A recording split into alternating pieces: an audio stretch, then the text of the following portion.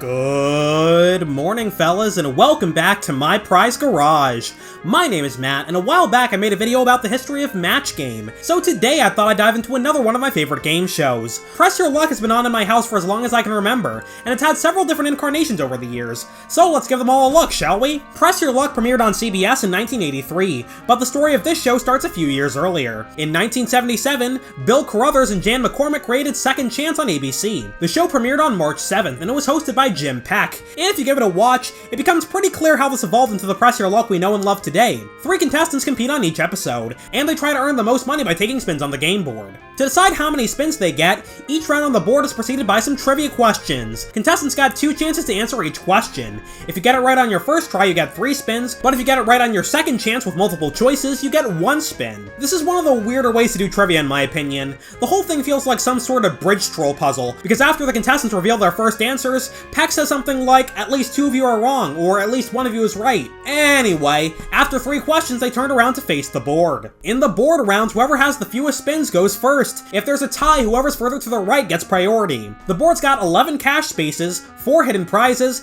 and 3 devils that bankrupt you. Yup, the show aired BW before Whammy.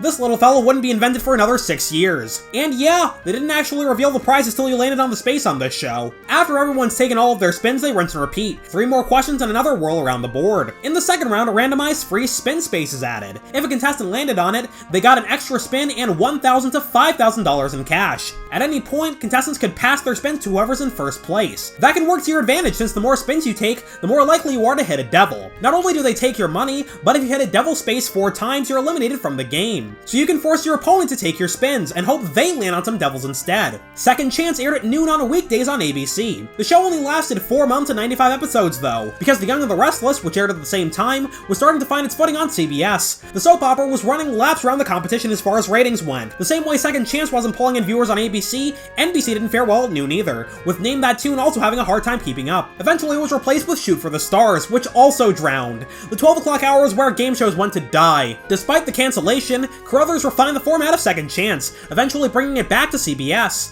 The new show Press Your Luck started taping in September 1983, with Peter Tamarkin as the new host. Press Your Luck was Tamarkin's second game show hosting job, after doing Hitman for 13 weeks on NBC a few years earlier. One of the biggest changes was how the question rounds work. All 3 contestants still answered every question, but now they race to buzz in first. If you buzz in and get the question right, you get 3 spins. After one person buzzed in, Tamarkin gave the other 2 people a chance to earn 1 spin with a right multiple choice answer, and I quite like this format. If you want to win on Jeopardy, you have to know a lot of random junk, but you also have to be fast on the buzzer. If you know all the clues but you can't ring in quickly enough, chances are you're not going to win. That's actually the main reason Alex Trebek didn't think he'd make a very good contestant on his own show. He presented nearly 500,000 clues in his time on Jeopardy, and that's not even including all the other game shows he did, so I'm sure his trivia knowledge will be up to snuff. But being slow on the buzzer will hold you back quite a bit. On Press Your Luck, you're still rewarded for being quick on the buzzer, but everybody gets a shot at every question. And that works well for this show, because the more spins the contestants take, the more chances there are for something exciting to happen. On this show, each round has 4 questions, so the maximum number of spins you can earn is 12. As far as the board goes, the rules are pretty much the same. Try to earn as much money as possible, avoid the whammies, and you can pass your spins at any time. If you pass, whoever receives them has no choice but to take them until they hit a whammy. If they whammy on a pass spin, any remaining spins go to their earn column and they can do whatever they want with them. One difference on this show is how they determine the turn order. On Second Chance, the player with the fewest spins in each round went first. Press Your Luck did the same thing for the first round, but whoever earned the least money in round 1 went first in round 2, with the player in first place having the advantage of going last. On this show, they often refer to taking more spins as pressing your luck, hence the new title.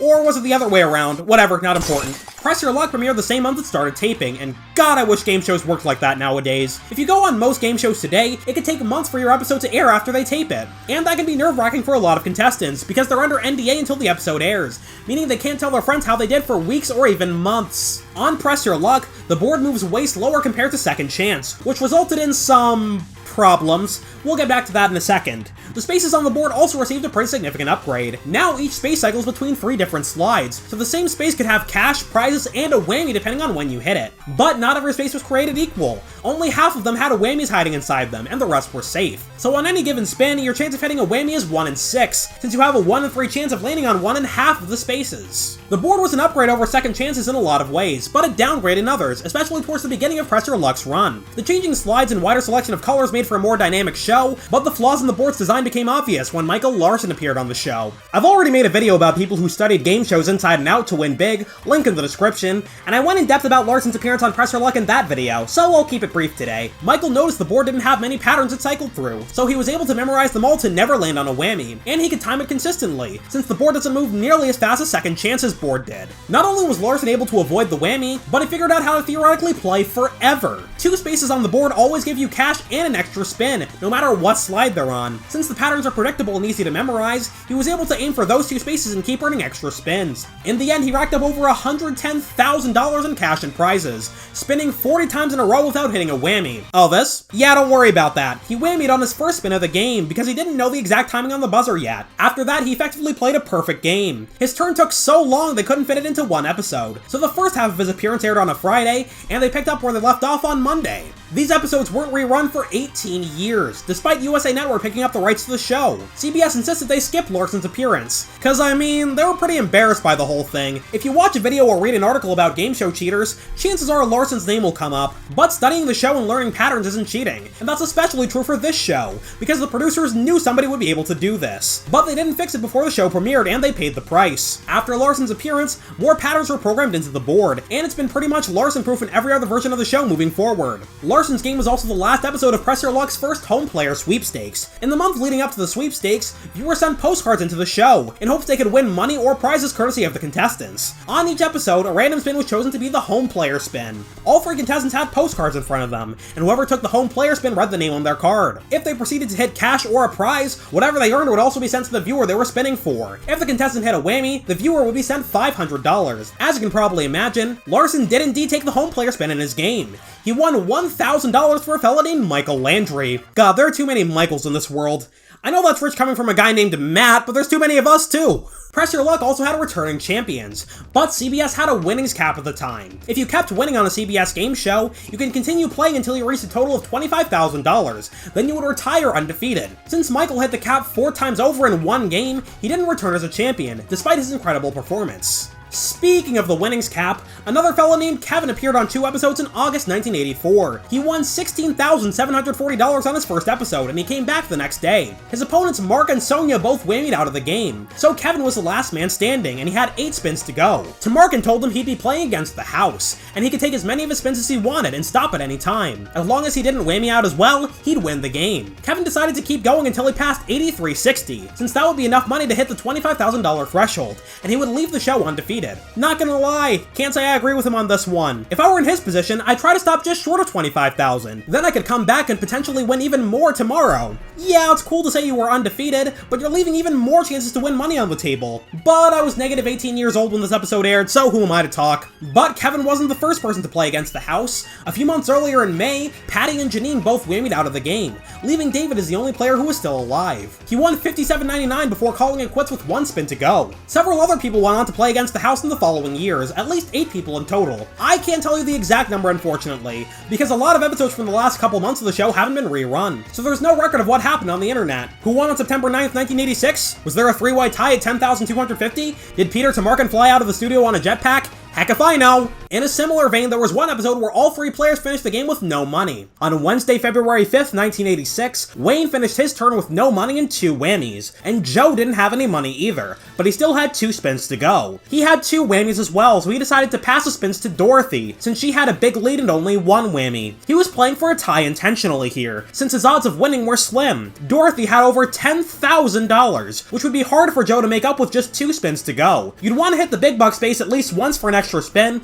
but ideally twice, which is only a 0.55% chance. Meanwhile, Dorothy has a 1 in 6 chance of hitting a whammy on her final spin, so playing for the tie was the right choice. And wouldn't you know it, they all finished completely broke. One infamous moment on Jeopardy was the second episode, where all 3 contestants wagered all their money on Final Jeopardy and got it wrong. So everybody finished with $0, and no one came back as a returning champion the next day. Press Your Luck took the exact opposite approach. Joe, Wayne, and Dorothy all came back for another game the very next day. Wayne won the rematch, and he went on to win nearly $22,000 before losing the following Monday. Several notable people have been contestants on the show. Randy West appeared as early as the 9th episode, and he ended up winning 3 games before retiring undefeated. He went on to be the announcer for a variety of game shows, including the 2000 version of Supermarket Sweep, GSN's Newlywed Game, and Hollywood Showdown. Steve Bryant appeared in 1985, winning over $16,000 during his career in the NFL. Jenny Jones had a talk show that lasted 12 seasons, but prior to that she appeared on a variety of game shows, including The Price is Right,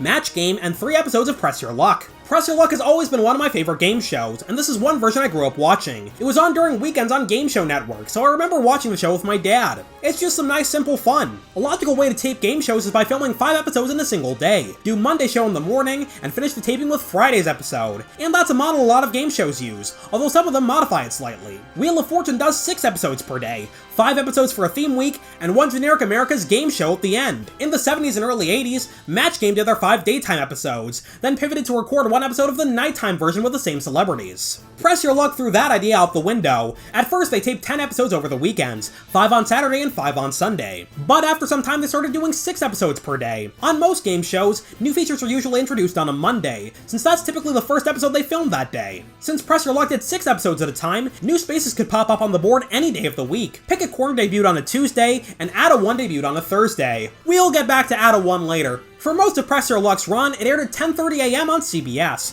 That put it directly in competition with Sale of the Century on NBC, which aired at the same time. Press Your Luck usually beat Sale of the Century ratings-wise, but in January 1986, CBS shuffled some of their game shows around. Press Your Luck was moved to the 4 p.m. time slot, making room for Bob Eubanks' revival of Card Sharks at 10:30. Previously, 4 o'clock belonged to Body Language, but it struggled to pull in viewers compared to the other game shows on TV, so it was cancelled in favor of Press Your Luck and Card Sharks. Press Your Luck came to an end in September of that same year, after 761 episodes on CBS. Its time slot at 4 p.m. was returned to affiliates, after years of airing game shows like Match Game, Tattletales, and of course Body Language, among other types of shows. After this show, Tamarkin went on to host Wipeout. No, not that one. That's better. Although I must say I do like both of these shows. He also hosted a short-lived game show called Paranoia, where an in-studio contestant competed against 3 satellite players. But in 2002, Game Show Network was making a revival of the show that put Tamarkin on the map in the first place. They made 2 pilots for Whammy, the all-new Press Your Luck, one hosted by Tamarkin and the other hosted by Todd Newton.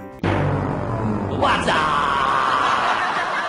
There were some pretty significant rule changes for these pilots. The first question round was booted to the Shadow Realm, so they went straight to the board at the start of the show. Each contestant got 3 spins to work with. They played 1 question round in the middle of the game, and it worked similarly to Press Your Luck. 4 questions, right buzz-in answer is worth 3 spins, right multiple choice answer is worth 1 spin. One major difference we didn't get to see in action was the whammy guard. If you buzzed in and got all 4 questions right, you'd get a whammy guard, and you'd keep your money the next time you hit a whammy. That didn't make it into the final show though, and honestly I'm kinda glad it didn't. Part of the fun of Press Your Luck is you almost never know who's gonna win till the very end. On a lot of other game shows, you can build a nearly insurmountable lead and your opponents can't catch up. But on Press Your Luck, you could hit a whammy on the very last spin and suddenly lose. The whammy guard kind of throws that out the window. If you're taking the last spin, you're guaranteed to win as long as you have the lead. And that doesn't really feel like the spirit of the show. If somebody tunes in at 5:30, this is the kind of game that should keep the suspense going till 5:59. Granted, the odds of surviving that long without whamming aren't really in your favor, so this isn't a hill worth dying on. Moving along. After both pilots were filmed, Todd Newton was chosen as the host. Like Tamarkin on Press Your Luck, Whammy was the second game show Newton hosted. His first gig was Hollywood Showdown, another show on GSN. Yikes, zoinks, or ah! Whammy premiered on April 15th, 2002, with a couple of tweaks to the rules. Like I mentioned, the whammy guard was removed, and they also overhauled the first round. Instead of everybody getting 3 free spins, they all took turns spinning till everybody hit a whammy or decided to freeze. Everyone started with $1,000 on the house, except for the first couple episodes they taped. If I'm gonna be honest, I think I slightly prefer the pilots format. On the actual show, if you hit a whammy in the first round, you're done. On other versions of Press Your Luck, you could keep going after hitting a whammy in round 1, but you risk putting yourself in a bad position for the final round. If you hit a second whammy, that means you're already halfway to being eliminated. On Whammy, you have a lot more breathing room in the final round, which isn't necessarily a bad thing, but when your show is built around taking risks and pressing your luck, I think it's better to have a format where you can actually come into the final round with multiple whammies. At the end of the day though, I don't think it makes a huge difference, because whether you have 1 whammy or 3, the final round is the real meat of the show. That's where most of the fun happens. After each cycle through the contestants, more whammies are added to the board, making it riskier to keep pressing your luck. The question rounds were up to 5 questions though, meaning you could earn up to 15 spins. The final round added double whammies to the board. Not only did they bankrupt you like you'd expect, but they also added in a physical aspect, spraying you with water, pelting you with basketballs, plopping a mop on your head, all sorts of stuff. Like the original Press Your Luck, there's more money available on the board in the final round, with the big bucks base going as high as $5,000. which is the same as Press Your Luck from 16 years prior. Yeah, unlike a lot of other game shows, Whammy didn't really change the amount of prize money on the table in response to inflation. If anything, you actually got less money from being on this show compared to the 80s version. The average payday on Whammy was $96.28, but it was $11,362 on the original Press Your Luck. So in conclusion, the US dollar experienced deflation between 1986 and 2002. Jokes aside, the actual reason is the abundance of prizes on the board. If you look at Press Your Luck, the majority of spaces are either cash or whammies. But on Whammy, freaking half the board is prizes, and they weren't worth as much as the cash spaces. The show even had a pick a prize space, and well, basically the whole board lights up when you hit it. Pick your poison. And unlike Press Your Luck, Whammy didn't have returning champions. So once you won your trip to Hawaii, wireless speakers, and $44 in cash, that was it, congrats, go home. Occasionally, someone will land on a square that says move one space. But sometimes not all of the spaces surrounding it are good. Like, gee whiz, I wonder what I should pick if I have the choice between $700, a lithograph, and a double whammy. Give me the double whammy, mess me up, Todd. One episode in the first season was a Mother's Day special, where 3 celebrities competed for charity. The board only had cash on it, no prizes. Mimi Kennedy came out on top with a cool $13,390. Hey, remember the 3-way tie from earlier? Yeah, let's do it again, but different. James with a Y already had 4 whammies, and Alicia was sitting on 3 whammies and no money. Keitha was the only person left with any spins, but she also had 3 whammies and no money. She decided to keep her spins instead of passing them, but she whammied out, making Alicia the winner, sort of. Since she didn't win any money or prizes, she came back for another episode that aired a month and a half later. On her redemption tour, she won again with a score of $1,200. Huh. That's kinda disappointing. Alicia's 2 games technically make her the only returning champion on Whammy in regular play. On March 16th, 2003, a documentary about Michael Larson premiered on GSN. It went over how he beat the system, what it was like behind the scenes during his turn, and they invited his opponents Janie Leatrice and Ed Longback. The show's graphic designer Patrick Martin taught Ed and Janie the patterns Michael used to beat them. Peter Tamarkin was the narrator, and he joined Ed and Janie for this segment too. GSN also was given permission to air Larson's 2 episodes as part of the 2-hour documentary. This was the first time his episodes were ever rerun, and now they air regularly on Buzzer, a channel all about classic game shows. The day after the documentary, the second season of Whammy premiered with 2 episodes. First was a St. Patrick's Day special, and second was an episode commemorating Larson's achievements. Ed and Janie came back for a second try, but unfortunately Michael had passed away 4 years prior, so his brother James took his place. Peter Tamarkin also returned for this episode, taking over hosting duties for the question round. In the end, James Larson won, although his score was a more pedestrian 66.95. Season 2 also brought a major rule change with it. The Big Bank was added to the game to keep more money in play. It started at $3,000, and anytime somebody hit a whammy, their money went into the bank. To get the money back, you had to land on the Big Bank space on the board and answer 1 trivia question correctly. If you won the money in the bank, it would be restocked with another $3 grand. The highest the bank ever got was over $50,000. Personally, I'm a fan of this edition. It gives contestants another avenue to rack up a ton of money really quickly, and it makes it easier to make last-minute comebacks. Throughout my research for this video, I was constantly checking wikis and episode guides to find all the information I needed. And heck, I'll probably be checking them some more as I edit. This list of Whammy episodes includes a section for noteworthy moments and extra information. Stuff like huge winners, celebrities on the show, that sort of thing. For the first episode they taped in season 2, one thing the guide listed as a noteworthy moment is Billy's mohawk. I don't know if that's the most important thing in the universe, but look at him go, living his best life. He won this game, by the way. The show also gave contestants a chance to win a car in each episode, but that was easier said than done. You had to hit 1 car space in the first round, avoid the whammy for the rest of the game, then also hit the other car space in the final round. Yeah, good luck with that. No one won the car until the 7th to last episode, and even then, Brett here had to get half the car key from the Big Bank. Without that addition to the game, nobody would have won it in regular play. Hello, Whammy. We got another contestant playing against the house on this show as well. Christine and Gary both whammied out of the game, leaving Erin as the only one left standing. She decided to take all of her remaining spins, and she finished with 1704. Let me tell you something, fellas. Early 2000s GSN was wacky. They had a solid lineup of original games, and for April Fool's Day in 2003, nearly all of their hosts swapped shows for 1 episode. Graham Elwood was the host of Cram, but he took Newton's place on Whammy that day. Uh-oh! You got the Newton! Guess what? You just won $400 million! April Fools! Oh, again, Todd? Meanwhile, Newton took Markel Wahlberg's job and hosted Russian Roulette, which is a fun show, but in hindsight, how did a show with that title get on TV? I'm kinda surprised it didn't get me into trouble when I was a kid. Back then I didn't know Russian Roulette was also the name of another, much deadlier game. So let's just say it's a good thing I didn't talk about it at school or anything. Don't want my teachers to get the wrong idea, but I digress. All 6 GSN hosts at the time also appeared on Wordle. All 6 GSN hosts at the time also appeared on Lingo that day. Wahlberg teamed up with Mark Summers from Win Tuition, and they beat Graham Elwood and Kennedy from Friend or Foe 500-0, winning $10,000 for charity. Meanwhile, Todd Newton was the announcer for that episode. In July 2003, the show came to a close with a week of tournament play. On Monday, Simone won a special Tournament of Losers episode, where 3 previous losers got a second chance on the show. Then the rest of the week was the Tournament of Champions. 9 previous winners came back to play for a Suzuki Aereo SX. On Friday, Jack came out on top and won the car, making him just the second car winner, and bringing this chapter of Press Your Luck history to a close. Todd Newton went on to host Family Game Night and co-host Monopoly Millionaires Club. I've always enjoyed Whammy. I'm not the biggest fan of a couple of the changes, but it's still a solid show because it's based on such a good format, and it survived a long time in reruns. The show ended in 2003, but it aired on Game Show Network as recently as 2021. It was in the 8 AM time slot for a while, and let me tell ya, this is some good early morning television. It's more focused on the board than trivia, and even then the trivia questions aren't that difficult. Just let me see people win big bucks and or get covered in popcorn, thanks. That's all I need in a game show sometimes. When COVID hit in 2020, I would wake up, watch an hour of Whammy, then log into class. Alright, small bucks, negative bucks, I want to finish with a big old goose egg, and they kicked me out. In 2006, Ricky Lake hosted a series on CBS called Game Show Marathon, a special tournament that aired 7 episodes on Wednesdays and Thursdays.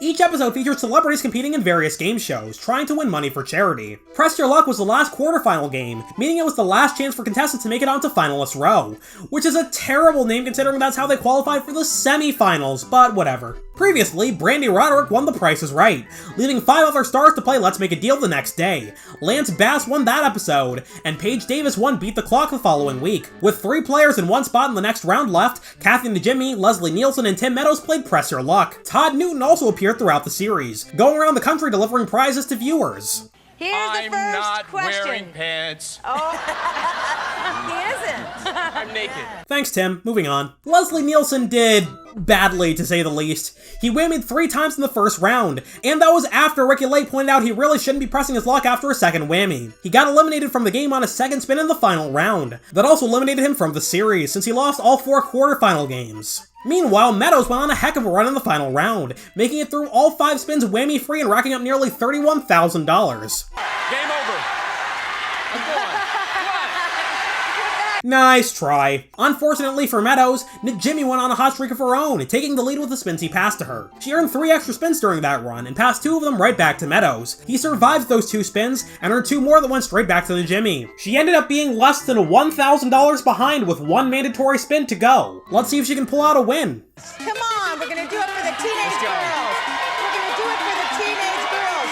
We're gonna do it for the teenage girls. A dinette set. The value of the dinette set is $4,893.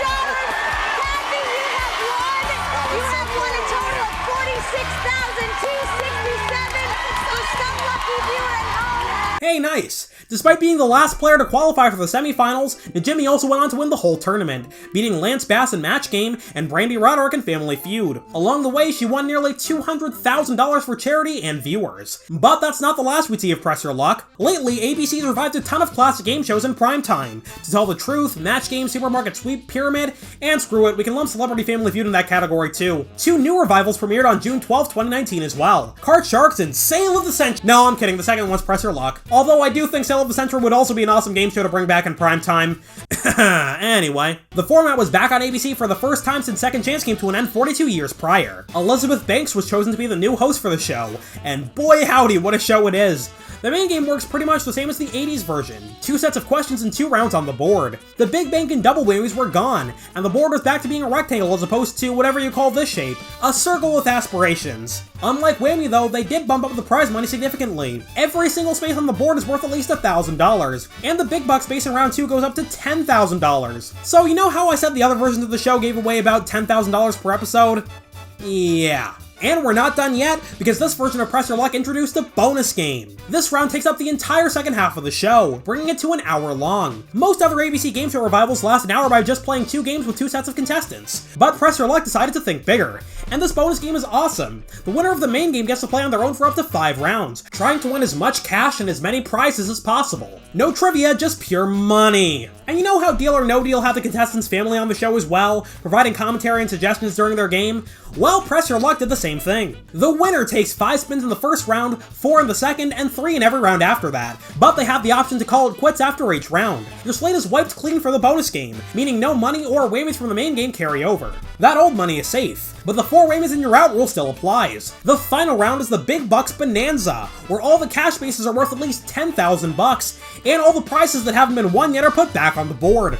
The cash values in the bonus game get as high as $100,000, and the prizes get even more expensive than that. On top of all of that, the prizes are personalized. They ask the contestants what they're into, and what they'd like a chance to win before they appear on the show. Some prizes include season tickets to their favorite sports teams, season tickets plus a retirement party at Petco Park, 1,800 gallons of Pepsi, a wheelchair-accessible van, a vow renewal and honeymoon in Maui, 2 BMWs, 5,000 protein shakes, and trips to the North and South Poles. I think I'll pass on that last one. Although, fun fact, at over $222,000, the North and South Pole trips are the most expensive prize the show has ever offered. As far as we know, if a contestant doesn't land on a prize, the value doesn't get revealed. Not only that, but Season 4 introduced a Prize-a-Palooza space in the final round, which would give the contestant every single prize they'd been offered up to that point. No one has hit that space as of yet, though, as far as we know. We'll get back to that. On top of that, you have a chance to walk away with $1 million. If you had $500,000 at any point during the bonus round, the game automatically ends and they send you home a millionaire. One thing I find kinda interesting about the bonus game is that there are still extra spin spaces. In the main game, an extra spin is pretty much always a good thing, because you have control over whether you want to take it or pass it to an opponent. But in the bonus game, getting more spins is kind of a bad thing, because once you decide to start a round, you're locked in, you have to finish it. You need to take the extra spin and risk a whammy one more time, whether you want to or not. Hey nice, I won 100,000 bucks, but at what cost? In 2020, they brought back 3 contestants who were on the show in 1985. Theodore, Pam, and Barbara. During the main game, Theo hit the add a 1 space on the board. That space appeared on the CBS and ABC versions of the show, and it adds a 1 to the front of your score. So if you have nothing, you get $10, and if you have $2,000, it becomes $12,000. But our guy hit add a 1 with $21,000, adding a whopping $100,000 to his score. He finished with over $167,000, an all-time record for the main game. He only managed to add $6,000 in the bonus game, though. The biggest winner overall was Ryan, who appeared in just the previous episode. He won the main game with $82,000, then moved on to the bonus game. Going into the final spin, he had $310,000. Let's tune in.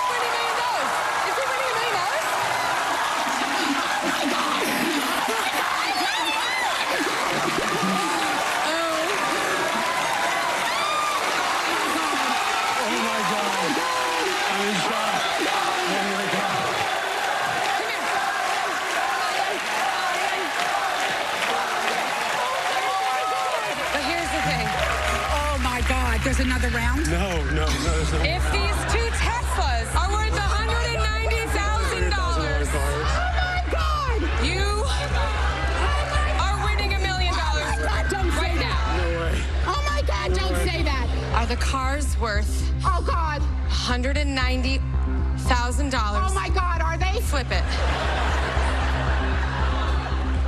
Oh my God!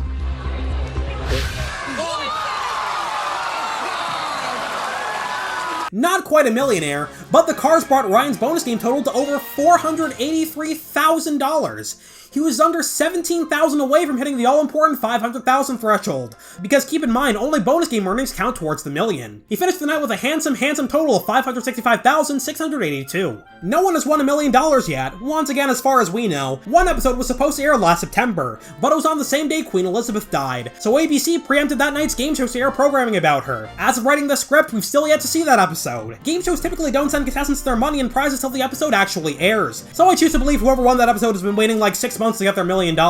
Come on, man, let there be $1 million winner on the show soon. That's one of my general pet peeves with game shows. If your episode never airs, they have the right to keep your prizes from you. Which is so lame, because if something happens, it's usually not your fault. Breaking news could preempt the entire show, the show could get cancelled, or the network could just decide, you know what, I'm good, and hold on to the episode for months or years at a time just because they feel like it. The final season of Alec Baldwin's Match Game aired most of its episodes in 2020, but ABC didn't air the last 2 until July 2021. Because reasons. Anyway, let's take a look at the exact opposite of a big winner. We got another episode where nobody finished the main game with any money. Matthew with 1 T, won with $0 because his opponents were also broke, but he had the fewest whammies. But that's all good. The bonus round has zillions and zillions of dollars on the board, so we still got plenty of chances to go home with a lot of money. Right? Let's skip ahead to his last spin. Hey, quick disclaimer, there's a song in this next clip, and I'm not about to get copyright claimed, so enjoy my mediocre acapella cover. No whammies, and stop! No, you're kidding me. I cannot tell a lie. You lose. It's fitting, though. I am so sorry. You are a Press Your Luck legend because you are literally the only player who's ever left the game with no money. Hey, it is what it is. We're on to the next adventure, family. So thankful to be here. Cause you had a bad day, you're taking one down, you sing a sad song just to turn it around. You say you don't know, you tell me don't lie, you work at a smile and you go for a ride. You had a bad day, see what you like, how's it feel? One more time. You had a bad day, oh, you had a bad day. Yup, he finished with a big old donut on the most expensive Press Your Luck yet. Not what you'd like to see. Well, I mean, I was low-key rooting for him to finish completely broke, because that's the funniest possible outcome. That's not very nice and I'll acknowledge that, but maybe that'll teach him to spell Matthew correctly. Anyway, jokes aside, remember that $222,000 North and South Pole trip from earlier? That was one of Zach's personalized prizes, bringing him nearly halfway to the $500,000 single-handedly. But then this happened with 2 spins to go. Go get it! Go get it! $75,000, anything but a whammy. And stop.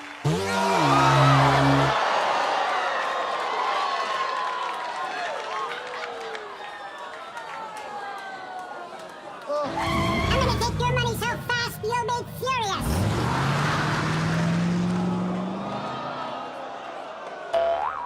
I am in pain. Zach didn't make the wrong choice to keep playing by any means, because Press Your Luck is pretty much always in the contestant's favor. Your chances of hitting a whammy on any given spin aren't that high, but if you roll dice enough times, you're gonna hit a 1 eventually. When you're so close to becoming the show's first millionaire, you can't blame him for putting so much on the line. If we assume there's still a 1 in 6 chance of hitting a whammy, his odds of surviving the final 3 spins are nearly 60%. On top of the trip, he also whammied away 2 cars for him and his wife, and a Harley for his dad. Just about everybody I know who watches the show wants to see somebody become a millionaire, especially considering the near misses I just went over. And another part of the reason is because they picked some great contestants for this show. In one episode in 2022, Freddie won the game, but he didn't have any family or friends come join him for the bonus round. So his opponents Rita and Jake stuck around and joined him instead. You'll love to see it. I also love the variety of prizes they come up with. Lifetime supply of butter, ninja training, 20 Roombas, 10 years worth of underwear. Yes please, I think. I've talked a lot about prize money on this channel, and Press Your Luck is a prime example of a show that offers a ton of it. For that matter, a lot of recent ABC game shows have gone bananas with the money they put on the table. You can win $100,000 on Pyramid and Supermarket Sweep, $250,000 on The Final Straw, $640,000 on Card Sharks,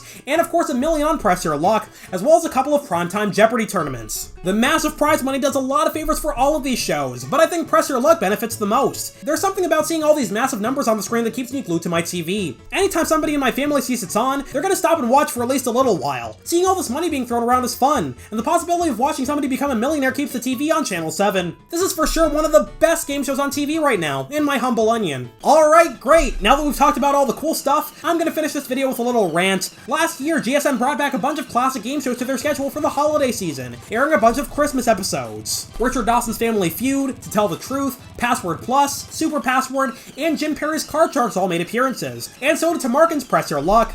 Now, as you can tell, the big board on the border of the screen is a pretty important aspect of the show. Then can somebody tell me why GSN aired the show like this? Zooming in and cropping out parts of the board just looks ugly, and it kind of defeats the purpose of the show. They zoomed in on all the other shows I mentioned too, but it's most egregious on Press Your Luck, because the edge of the screen is the most important part.